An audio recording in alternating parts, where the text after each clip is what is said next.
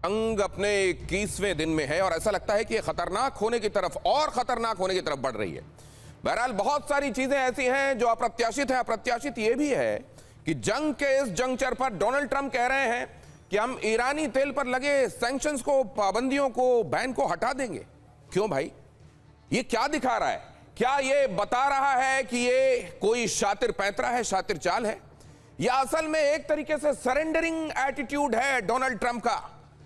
ये क्या ये बता रहा है कि डोनाल्ड ट्रंप अब जंग के लगातार लंबे खींचने और घर के भीतर अमेरिका में बढ़ती आलोचना और आने वाले दिनों में मिड टर्म इलेक्शंस में और प्रतिकूल परिस्थितियां उनको दिखाई दे रही हैं, इसलिए वो दहल गए हैं? आज इस पर करेंगे चर्चा और विश्लेषण होगा, लेकिन आज के अपडेट्स पहले आपको दिखा देता हूं। देखिए जरा जंग के 21वें दिन जंग का सूरत हाल दुनिया भर के लिए क्या इशारे कर रहा है। ईरानी हमले से दहला एक बार फिर से इजराइल, तेल अवीव। देखिए वहां की तस्वीरें तेल अवीव की। ईरान के हमले के बाद बिल्डिंग में आग लगी। सेंट्रल इजराइल को निशाना बनाते हुए ईरान ने दागी मिसाइलें। एक बार फिर से ईरान की मिसाइलों की वेव छोड़ी गई है इजराइल की तरफ और मिडिल ईस्ट की तरफ, और इसकी तस्वीरें हम आपके सामने यहां पर रख रहे हैं। देखिए जरा ये तेल अवीव से आई तस्वीर।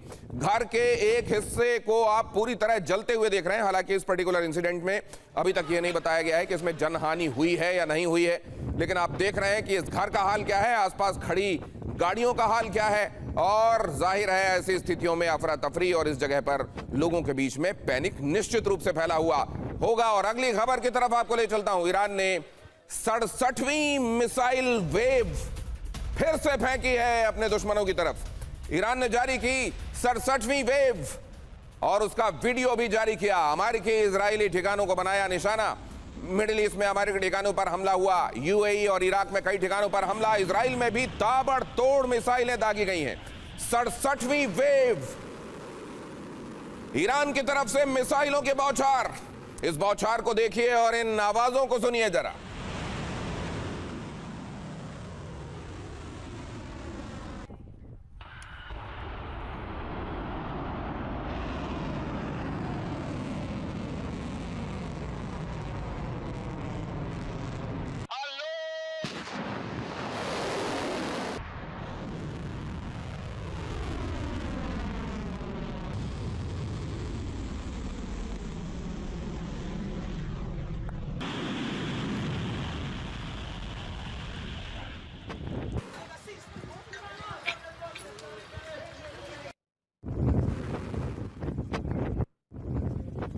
और अब अगली खबर की तरफ आपको ले जाता हूं। इजराइल के सैन्य ठिकानों पर ईरान का भयंकर हमला। ये हमला देखिए जरा। इजराइल के सैन्य ठिकानों पर ईरान ने किस कदर अटैक किए हैं। उत्तरी इजराइल में आईडीएफ के कई सैन्य पोस्ट टारगेट की गई। आईडीएफ के बंकर में ईरान का मिसाइल हमला। इजरायली डिफेंस फोर्सेस ने जहां अपने बंकर बनाए हुए हैं वहां पर भी ईरान हमले कर रहा है। आईडीएफ के एक सैन्य कमांडर की मौत की खबर है और कई सैनिक इसमें घायल हो गए हैं। ये बहुत भयानक हमला, ये बहुत भीषण हमला जो आईडीएफ के सैनिकों के बंकर को टारगेट बनाते हुए किया गया। मिडिल ईस्ट में ईरान का नॉन स्टॉप अटैक। बड़ी ऑयल रिफाइनरी पर मिसाइल हमला किया गया। हमलों से ऑयल रिफाइनरी में कई विस्फोट की आवाजें भी आई और तस्वीरें आपके सामने रख रहा हूं। धमाकों के बीच में लोग भागते नजर आए। बड़ी ऑयल रिफाइनरी पर मिसाइल हमला, ये मिडिल ईस्ट में ईरान की तरफ से किया जा रहा हमला है और ईरान ने यह बात स्पष्ट कर दी है कि अगर हमारे ऑयल इंफ्रास्ट्रक्चर को निशाना बनाया गया तो हम जीरो रेस्ट्रेंट के साथ काम करेंगे, फिर हम कोई रेस्ट्रेंट नहीं बरतेंगे। और इसीलिए आप देख रहे हैं ईरान की तरफ से किए जा रहे हमले उसी बात का जवाब है। खास तौर से पार्स को निशाना बनाकर जो हमला किया गया उसके जवाब में ईरान अब तक बदले ले रहा है, ऑयल इंफ्रास्ट्रक्चर को निशाना बना रहा है। पूरे मिडिल ईस्ट में इस बात को लेकर आगे भी अंदेशे बने हुए हैं।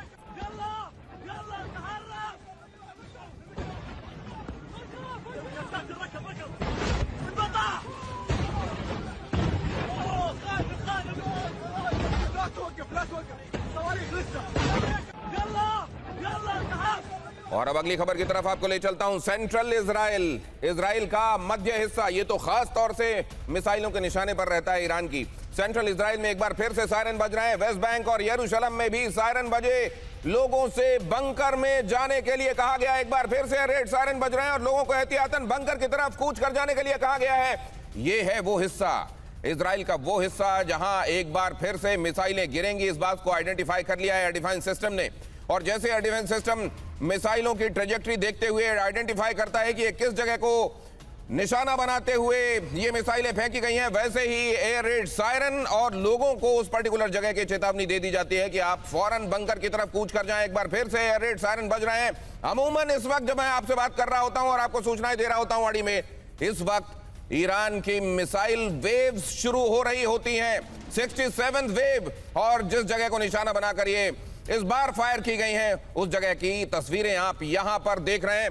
हमारे डिफेंस कॉरेस्पॉन्डेंट हमारे साथ हमारे मेहमान जुड़ चुके हैं, उनसे भी परिचय कराता हूं। आशीष भी हमारे साथ जुड़ गए हैं इस जगह को। आशीष, आपसे कुछ देर पहले जब ये आपने हम तक बढ़ाया, क्या आप इसमें कोई पैटर्न देख रहे हैं? क्या आप इसमें ये आइडेंटिफाई कर रहे हैं कि क्या ईरान ने वो जगहें चुननी है और उन्हीं को निशाना बना रहा है, या इसमें ऐसा कोई पैटर्न अभी तक नजर नहीं आ रहा है? देखिए, अगर आप इजराइल की लंबाई और चौड़ाई देखें एज अ ज्योग्राफी, तो जाहिर सी बात है कि टेल अवीव ही अगर थोड़ी भी बैंडविड्थ उस वेव की, कोई एक दो मिसाइल तो छोड़ी नहीं जा रही है, 50 से 100 और कई बार तो 150 तक मिसाइलें एक बार में उस वेव में, आज जो 67th वेव आपने बताई हो लॉन्च की गई है, तो टेल अवीव और central Israel by and large आपको टारगेट में हमेशा ही दिखाई देगा। तो ये मैं इसलिए आपसे पूछ रहा था क्योंकि मैं भी यही पैटर्न नोटिस कर रहा हूं, और अगर ऐसा है तब तो एयर डिफेंस सिस्टम के लिए काम ज्यादा लोकेटेड हो जाता है कि इस पर्टिकुलर जगह पे उसको ज्यादातर शील्ड करना है जगहों को। क्या उसके बावजूद ये एयर डिफेंस सिस्टम उतने कारगर तरीके से काम नहीं कर पाता? क्योंकि अगर आपको पूरे इजराइल की रक्षा करना हो तब आपके लिए मुश्किल हो सकता है। ऐसे में क्यों स्लिपेज हो रहा है मिसाइलों का, ये आपसे जानूंगा। मनीष झा भी जुड़ेंगे इजराइल से, हमारे कॉरेस्पॉन्डेंट, और इसके अलावा आशीष अभी आपको जानकारी दे ही रहे हैं, जो कि इस संदर्भ में बता रहे हैं कि ये पर्टिकुलर हिस्सा क्यों निशाना बनाकर ईरान की तरफ से रखा गया है। और इसी में सवाल भी उठ रहा है कि फिर अगर ये हिस्सा छोटा है और ये इजराइल भी भांप रहा है कि इस जगह पर ज्यादा हमले हो रहे हैं, तो फिर उसको रोकना तो आसान होना चाहिए, ऐसा दिखाई क्यों नहीं दे रहा है? मेजर जनरल के सिन्हा भी आज की इस चर्चा में मेरे साथ जुड़ रहे हैं।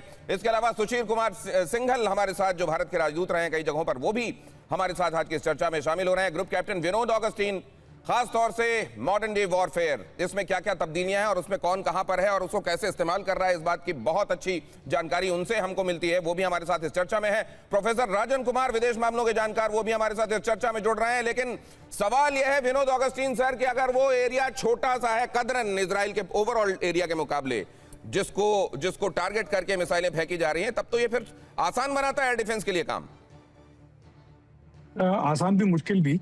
मुश्किल इसलिए दिनेश जी, आप देखते हैं जो मेन मिसाइल का जो बौछार है, उससे पहले ये लोग क्लस्टर म्यूनिशन रहित मिसाइल फेंकते हैं। जब क्लस्टर बॉम्ब्स आपके तरफ आ रहे होते हैं तो आपके एयर डिफेंस को मल्टीपल टारगेट के तौर पे दिखाई देते हैं और आप उसको प्रोसिक्यूट करने की कोशिश करते हैं, और आपकी जो first wave of air defence missiles हैं आप उसकी तरफ लगा देते हैं, और मेन मिसाइल्स उसके जो पीछे आने वाले मिसाइल्स जो हैं उसके हार्ड में अटैक होने में लगभग 50 से 60% ये कारगर होता हुआ नजर आता है।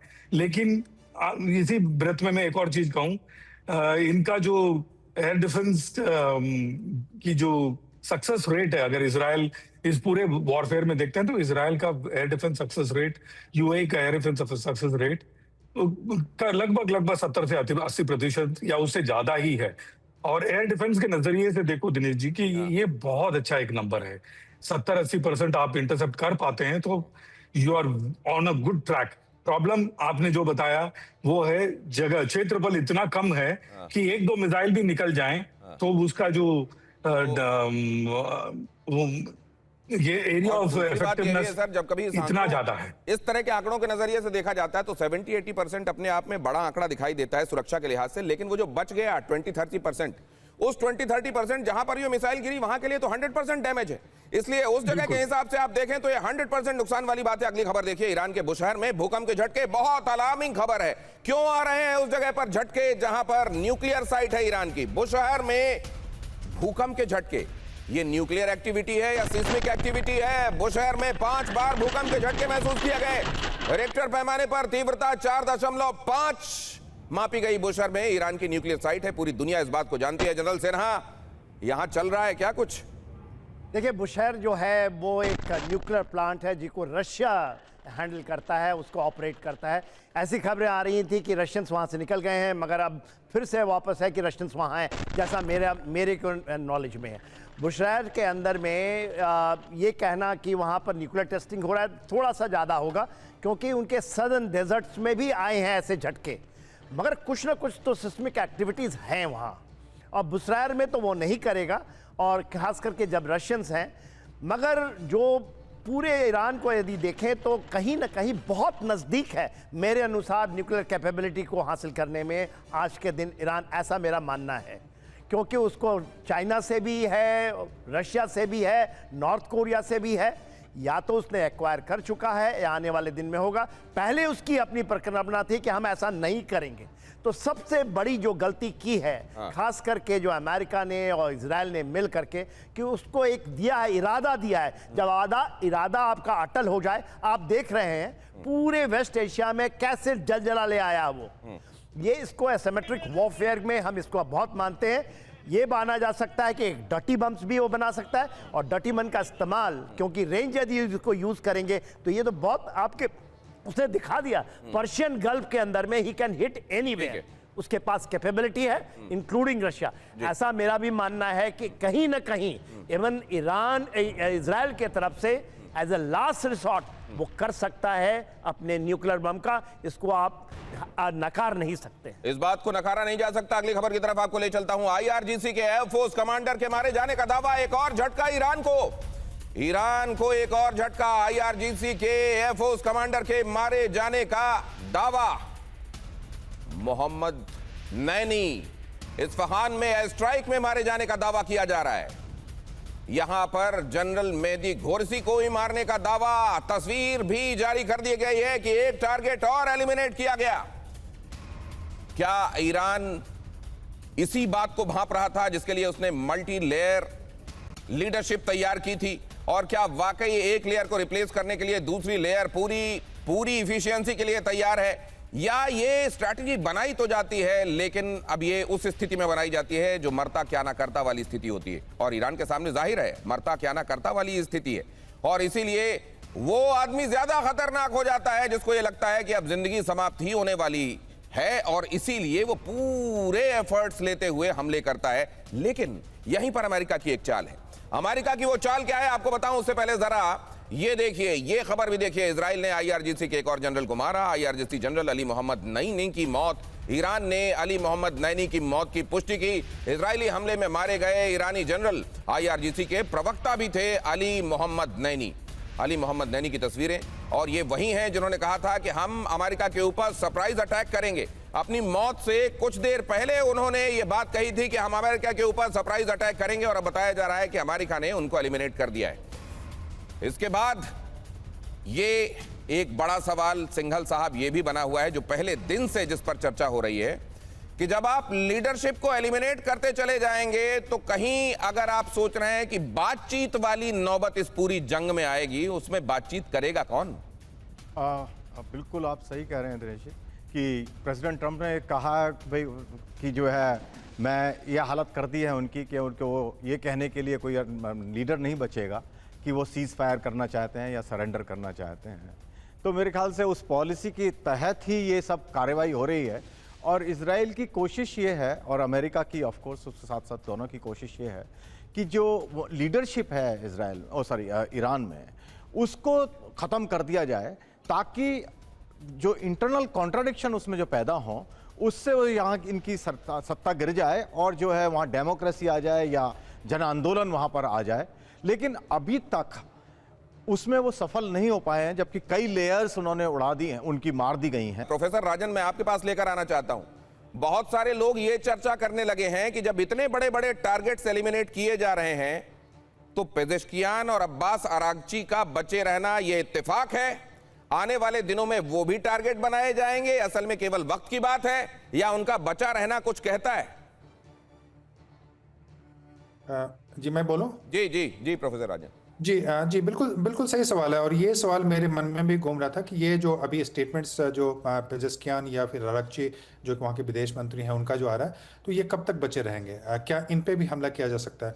मुझे लगता है कि अभी जो अमेरिका की स्ट्रेटजी है, इन पे हमला किया जा सकता है। पहले तो मैं यह बताऊं, इसराइल को जिस दिन लगेगा कि अभी अब थोड़ा सा भी सिचुएशन ईरान में बदलने की संभावना है, तो इनको भी टारगेट करेंगे, इसमें कोई शक नहीं। और वो इसराइल अमेरिका से परमिशन भी नहीं लेगा इनको टारगेट करने के लिए। लेकिन अभी उनको लगता है कि इनका जो इंपॉर्टेंस है कि अगर कोई निगोसिएशन, बातचीत, या यह भी हो सकता है कि सत्ता परिवर्तन, उसी रेजिम में अगर सत्ता परिवर्तन की बात होती है, जिसमें जैसा कि वेनेजुएला में हुआ, तो ये सारे लोग को क्या, चूंकि ये सॉफ्ट लाइनर है बाकी लोगों की तुलना में, तो वैसे में उनको लगता है कि इनको बचा के रखना शायद जरूरी है। लेकिन अगर ये जिस ढंग से वहां पे लड़ाई चल रही है, आगे लड़ाई चलती रही, तो यह मान के चले कि ये भी टारगेट हो सकते हैं, इसमें कोई शक नहीं। और इजराइल सबको टारगेट करेगा। नहीं सर, क्या लेकिन इसी में अमेरिका कहीं ये देख रहा है कि क्या ये लोग हो सकते हैं वो जो आने वाले दिनों में कमान संभालने, हमको रिजीम चेंज करने की जरूरत नहीं है? क्या मसूद पेजेश्कियान में उनको कहीं कोई ऐसी उम्मीद दिखाई देती है क्या? ये भी आपसे समझूंगा, लेकिन उससे पहले जरा देखिए यूएस इजराइल के ईरान पर विध्वंसक हमले की तस्वीरें एक बार फिर आपके सामने रख रहा हूं।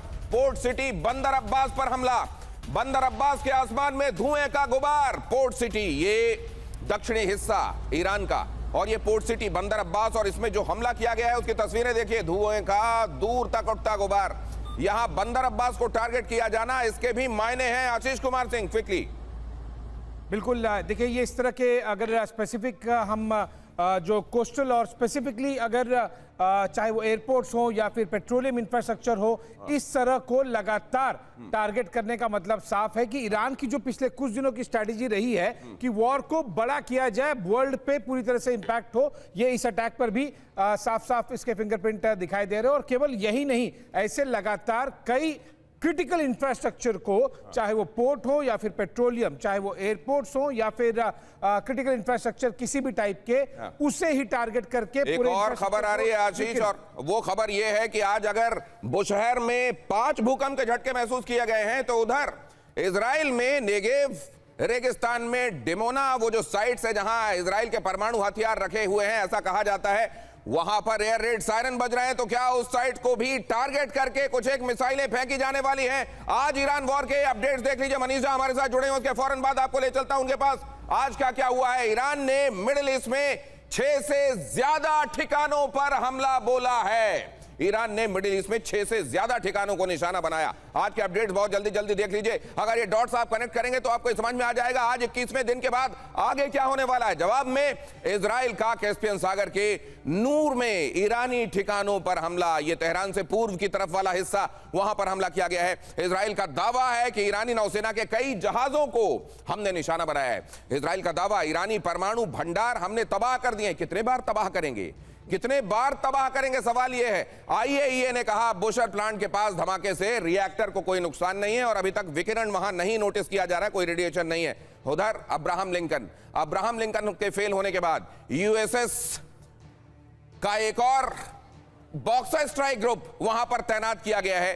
क्या अमेरिका यहां दिखाई दे रहा है कि वो महाशक्ति जिसके बारे में समझा जाता रहा कि उसको कभी भी, उसकी खास तौर से जो बड़े ये नाम आपको सुनाई देते हैं, वो जेरार्ड फोर्ड हो, वो लिंकन हो, क्या असल में वो बड़े नाम भी यहां फीके दिखाई देने लगे हैं और अब इसीलिए उनको रिप्लेस करके इज्जत का और कचरा ना हो इसलिए दूसरी तैनाती होने लगी है क्या? लेकिन जरा मनीष झा के पास चलूंगा और आज के अपडेट्स आपकी निगाहों में, आपने वहां जो देखा और डिमोना साइट से क्या खबर आ रही है मनीष झा?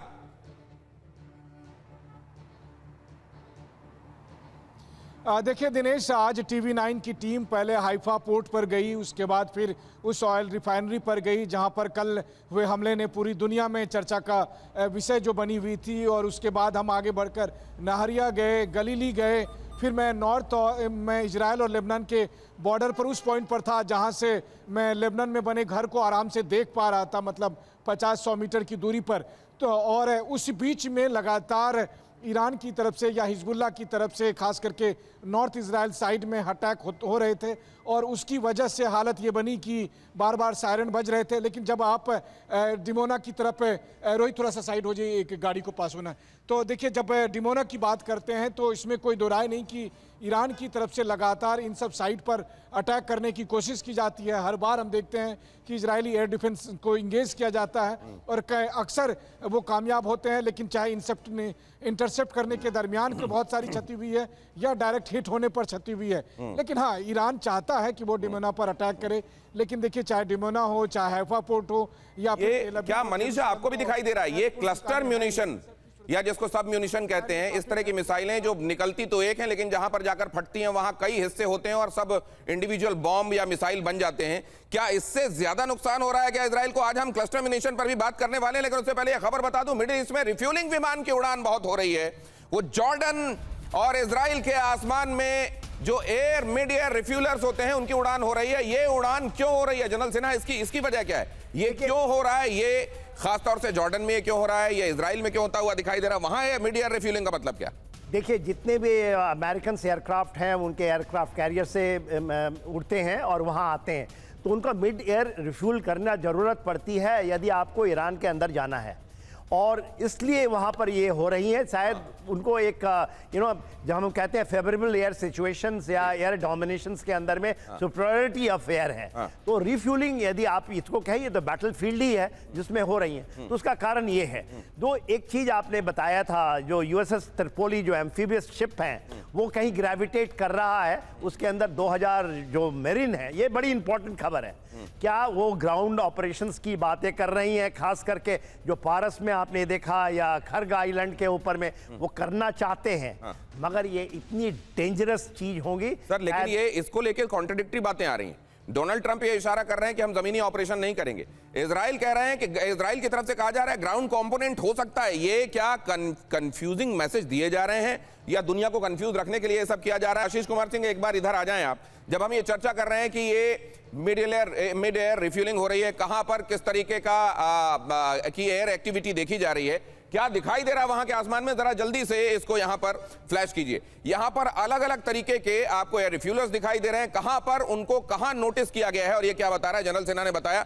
आप इसमें क्या देख रहे हैं जो हमारे दर्शकों को बता सकते हैं? आशीष, देखिए, ये यहाँ पर जो आपको दिखाई दे रहा है ये एग्जैक्ट मैप है कि ये जो अलग अलग 6 इस समय पर 6 अलग अलग एयरक्राफ्ट जो कि यूएस मिलिट्री के हैं, चाहे वो यूएस नेवी के हो या फिर एयरफोर्स के, चाहे वो पूरे मिडिल ईस्टर्न रीजन पे हो, वेस्ट एशिया और मिडिल ईस्ट पे, और ये अलग अलग 6 एयरक्राफ्ट हैं। एक चीज आप नोट कीजिए दिनेश जी, इसमें ये सारे के सारे एक्सेप्ट दिस, इसको छोड़ के ये सारे के सारे अलग अलग टाइप के Boeing KC 135R, Boeing KC 135R, ये Boeing KC 46A, Boeing KC 135R, ये 5 एयर टू एयर रिफ्यूलर है। यानी कि अगर आपको 5 अलग अलग air to air refueler Middle East और वेस्टर्न एशियन रीजन में दिखाई दे, आप इमेजिन कर सकते हैं कि कम से कम 1.5 से 2 दर्जन फाइटर जेट इस समय मिडिल ईस्ट को पूरी तरह से सिक्योर किए हुए हैं। और यहां पर जो फोटो नहीं दिखाई दे रहा है, ये बहुत ही तगड़ी चीज है। ये है MQ-4, जिसे ट्राइटन यूएवी भी कहा जाता है। इंडिया के पास भी उस तरह से आ गया है। ये एक यूएवी है जो कि हेल कैटेगरी है, यानी कि high endurance, high altitude, long endurance, और ये बहुत तगड़े तरीके से मतलब एक तरह का ड्रोन है। यस, एक तरह का ड्रोन है। केवल सर्वेलेंस के लिए नहीं है, ये प्रिसिशन अटैक भी कर सकता है। इसे यूएस की आर्मी और रॉयल ऑस्ट्रेलियन नेवी ने मिलकर बनाया है। इसे सर्वेलेंस के साथ साथ अटैक के लिए भी इस्तेमाल किया जाता है। इसे बहुत ही सुरक्षित रखा जाता है, इसीलिए इसका फोटो नहीं दिखाई दे रहा है यहाँ पर। अच्छा। जो कि एक प्राइवेट वेबसाइट में, तो इसको बहुत ज्यादा एक्सपोज नहीं किया जा रहा है, दुनिया को बहुत बताया नहीं जा रहा है, लेकिन ये हाई ऑल्टीट्यूड है, लॉन्ग एंड्योरेंस, मतलब ये कि बहुत दूर तक ये उड़ सकता है और बहुत बहुत ज्यादा ऊंचाई तक जा सकता है। और न सिर्फ इसका टोही गतिविधियों के लिए इस्तेमाल होता है, बल्कि इसके जरिए हमला भी किया जा सकता है। बाकी सबकी तस्वीरें तो बताई जा रही हैं, इसको दिखाया भी नहीं जा रहा है। लोगों को जनरली वर्ल्ड ओवर ये बहुत ज्यादा एक्सपोज नहीं किया गया। और रेड सी बन सकता है ईरान की जंग का नया मैदान। अब लाल सागर की तरफ जंग जा सकती है। हूती की अमेरिका और इजराइल को बड़ी वार्निंग, ईरान के साथ डायरेक्ट वॉर में कूदने की धमकी। रेड सी में अमेरिकी शिप पर हमले का ऐलान किया गया है। अमेरिकी दखल और हुआ तो समुद्र में सीधा हमला तय है, हूती ने कहा। आपको याद होगा जब यह जंग शुरू हुई थी उसी समय यह कह दिया गया था हूती की तरफ से कि अब लाल सागर से कोई गतिविधि नहीं होगी, लेकिन उसके बाद यह दिखाई दिया कि एक लल है, हूती उतने एक्टिव नहीं दिखाई दे रहे हैं। अब हूती एक बार फिर से सिनेरियो में आ रहे हैं और उन्होंने कहा कि इस जगह से हम कुछ होने नहीं देंगे। ये बीच बीच में हूती ये बताते हैं कि हम भी एग्जिस्ट कर रहे हैं, या वाकई इस बार उनकी धमकियों को गंभीरता से लिए जाने की जरूरत है? Vinod Augustine sir. देखिए, हूती इनका ईरान का एक एक्सटेंडेड आर्म की तरह देखना चाहिए आपको। हूती हो या हिजबुल्ला, ये ईरान ही है, समझ लीजिए आप। तो ये चौतरफा या तीन तरफा वो अटैक इजराइल पे इसलिए कर रहे हैं ताकि इनके जो स्ट्रेटेजिक जो रिजर्व्स हैं या फिर जो उस तरफ के रिजर्व्स हैं वो इस तरफ ना आ जाए। तो ये अटैक्स दिनेश जी होते रहेंगे, चिटपुट ही सही होते ही रहेंगे, क्योंकि इनको बांधे रखना जरूरी है। कंसंट्रेट करने देना बिल्कुल ही इनके खिलाफ जाएगा, ईरान के खिलाफ। तो इस हद तक हूती काम करेगा, लेकिन हूती का इम्पैक्ट इतना ज्यादा होने की संभावना इसलिए नहीं है दिनेश जी, क्योंकि ईरान अपने ही लड़ाई अपने सरजमी पे लड़ रहा है। तो हूती का इफेक्टिवनेस जितना आपने पहले देखा था उससे थोड़ा कम दिखाई देगा। हूती कम दिखाई देगा। जो लोग एक्सपेक्ट कर रहे थे कि इस तरह की जंग के दौरान हूती जहां पर दिखाई देगा वो दिखाई दे नहीं रहा है, और उसकी वजह क्या है बताया गया आपको। हाइफा की सबसे बड़ी ऑयल रिफाइनरी पर हमला हुआ है। ईरानी मिसाइल के इंटरसेप्शन से भीषण तबाही हुई है। असल में मिसाइल तो इंटरसेप्ट कर ली गई, लेकिन उसका मलबा नीचे गिरा। हाइफा में मलबा गिरने की वजह से, अब इतनी बड़ी बड़ी मिसाइलें कि उनको आसमान में आप ध्वस्त तो कर देंगे, लेकिन फिर भी जब इतनी बड़ी मिसाइल का मलबा गिरेगा, वो मलबा अपने आप में डिस्ट्रक्शन के लिए काफी है। और यहां पर वही दिखाई दिया है। हमले में रिफाइनरी इंफ्रास्ट्रक्चर को बड़ा नुकसान हुआ है। अगर ये मिसाइल पूरी की पूरी जाकर गिरती तो जाहिर है बहुत बड़ा नुकसान होता। मिसाइल को इंटरसेप्ट किया गया, हवा में ध्वस्त किया गया, लेकिन मलबा ही अपने आप में काफी नुकसान करके चला गया। उसकी तस्वीरें आप यहां पर देख रहे हैं। इजराइल ने क्रिटिकल इंफ्रास्ट्रक्चर को सुरक्षित बताया है। बदान रिफाइनरी से इजराइल की 50% से ज्यादा फ्यूल सप्लाई होती है। अब जरा यहां पर ये इनसाइट भी देखिए। ट्रंप ने कुछ एक इशारे दिए हैं। ट्रंप ने क्या क्या कहा है उसको जब अगर आप देखेंगे तो यह लगेगा कि ट्रंप कहीं दहल रहे हैं। ट्रंप सहज नहीं है, ट्रंप कॉन्फिडेंट नहीं है। असल में देखिए, पीट हेग्सेथ कल ही ये कह रहे थे, इसी समय जब हम आपको खबरें बता रहे थे, पीट हेग्सेथ ने प्रेस कॉन्फ्रेंस की और उनकी बात से सबसे महत्वपूर्ण जो बात निकल कर आई, उन्होंने कहा युद्ध जितना भी लंबा चले हम लड़ते रहेंगे। अरे आप कह रहे हैं फॉरएवर वॉर वाली सिचुएशन नहीं है, फिर आप ये भी जोड़ रहे हैं कि युद्ध जितना भी लंबा चले, मतलब आप कंट्रोल में नहीं है।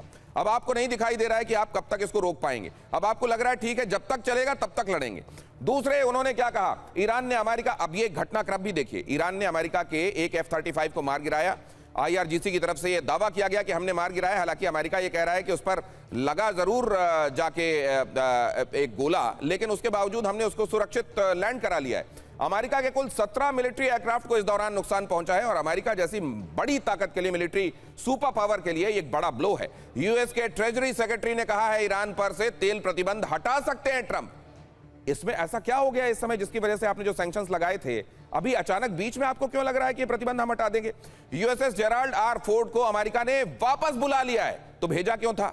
उसने जाकर ऐसा कौन सा काम किया है जिसके बाद आपको लग रहा है कि उसका काम मिशन में पूरा हो गया, आपने उसको बुला लिया? भेजा क्यों, बुलाया क्यों, कुछ पता नहीं चल रहा है। क्या अंदर ही अंदर हिले हुए हैं अमेरिकन? इजराइल से कहा अमेरिका ने कि ईरानी ऑयल फील्ड पर अटैक नहीं होना चाहिए।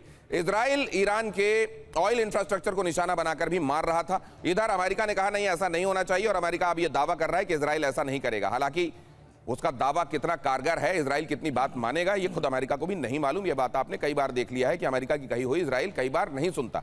अब जरा यहां पर देखिए, इजराइल पर ईरान के भीषण हमले जारी हैं।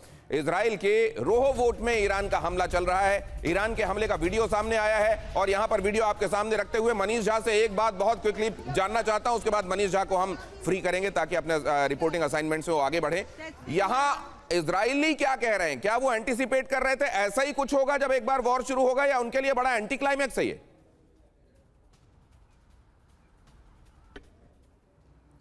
देखिए दिनेश, इजराइल का सोचना और बाकी दुनिया के सोचने में बहुत फ़र्क है। यहाँ पर ईरान उनके लिए वो दुश्मन है जो लगातार इजराइल के अस्तित्व को मिटा देने की धमकी दे रहा था, इसीलिए वो IRGC के या ईरानियन रिजीम के लीडरशिप को खात्मा कर रहा है, और वो इस लंबे वॉर के लिए तैयार हैं। बाकी देशों के लिए जब ईरान के तेल गैस से जुड़े हुए प्लांट हो या फिर जो अरब देशों के प्लांट हो, वो उनके ग्लोबल सप्लाई चेन का हिस्सा हो सकते हैं, लेकिन इजराइल की नज़र में देखें तो ये सब कुछ IRGC के लिए पैसे कमाने का एक जरिया था, जिसकी वजह से IRGC ताकतवर हो रही थी। तो इसलिए जब आप इजराइल के लोगों से बात करें, और जैसा प्रधानमंत्री नेतन्याहू ने कहा कि हम तब तक नहीं रुकेंगे जब तक हम अपने उस गोल को अचीव नहीं कर लेते। और इनका गोल क्या है? इनका गोल यही है कि ईरान इस हद तक कमज़ोर हो जाए कि वो इजराइल के सामने दोबारा हमला करने का दुस्साहस ना कर सके। रही बात समय की, तो इजराइल के लिए यह युद्ध, बाकी दुनिया के लिए यह युद्ध 28 फरवरी को शुरू हुआ,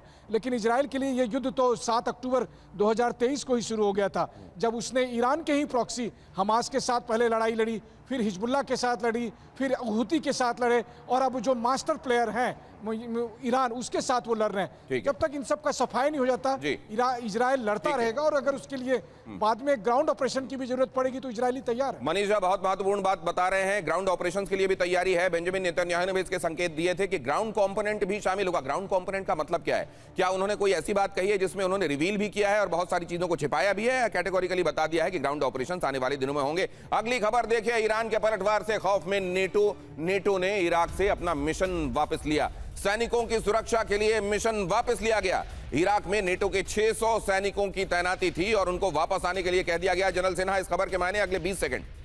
देखिए, यदि नाटो ही अपने सैनिकों को बुला रहा है तो मेरे ख्याल से अमेरिका भी यही कहीं सोच रहा है, क्योंकि परिस्थितियां ऐसी बन गई हैं, उनका वहां टिकना बड़ा मुश्किल है। मेरे आकलन अनुसार जो एसिमेट्रिक वॉरफेयर का उन्होंने निकाला है, इतना खौफनाक है। यदि आप विदिन 6 घंटे के अंदर में कतार के रास लफान को 17% अपने मिसाइल से खत्म कर सकते हैं, तो वो कुछ भी कर सकते हैं पर्शियन गल्फ में। ठीक है, अगली खबर की तरफ ले चलता हूं। ईरान जंग में अमेरिका में फंड की कमी बताई जा रही है। ट्रंप ने $200 बिलियन की अतिरिक्त फंडिंग के लिए मांग की है।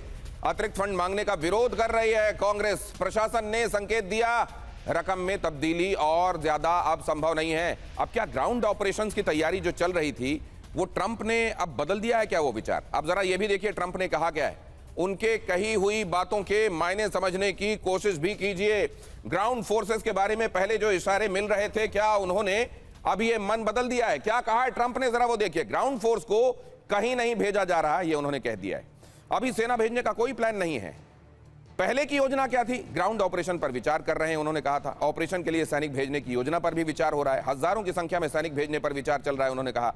यूएसएस त्रिपोली से बहुत सारे सैनिक भेजे जा रहे हैं। अभी अभी जनरल सिन्हा ने आपको यह बात बताई। होर्मुज स्ट्रेट के आसपास ऑपरेशन की तैयारी भी की जा रही है।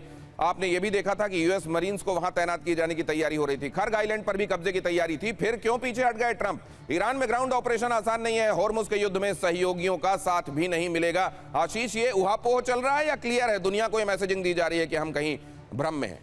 देखिए, नेटो का इस तरह से फोर्सेस को विड्रॉ करना इराक से क्लियरली ये इंडिकेशन है, ना केवल पूरे नेटो के कंट्रीज को बल्कि अमेरिका को भी, डोनाल्ड ट्रंप को, कि सोचेगा भी नहीं दूर दूर से कि नेटो या फिर बाकी जो अलायंस है उनकी, वो किसी तरह से आपको सपोर्ट करने आ जाएंगे। इनफैक्ट एक छोटा सा अपडेट जरूर दर्शकों को दे दूं, अब से कुछ मिनटों पहले ही स्विट्जरलैंड ने सारे वेपन्स, नॉट दैट कि वो बहुत बड़े कोई वेपन मैन्युफैक्चरर हैं, पर it's a good indication, very strong indication, Switzerland ने अमेरिका को किसी भी तरह के वेपन प्रोडक्शन लाइसेंसिंग को सभी तरह से सस्पेंड कर दिया है। इसे आप मैसेज के तौर पर देखिए। एज आई सेड, स्विट्जरलैंड कोई बहुत बड़ा मैन्युफैक्चरर नहीं है, लेकिन 2-4 चीजें जो भी देखा होगा, ये एक बहुत बड़ा मैसेजिंग बहुत तगड़ी है। स्विट्जरलैंड ने कह दिया अमेरिका गैर जिम्मेदार है, उसको अपने हथियार नहीं दे सकते। सीधी सी बात ये कही गई है असल में। और तेल से बैन हटाने के बारे में कहा जा रहा है, उसके संकेत क्या है बहुत जल्दी से वो भी समझ लीजिए।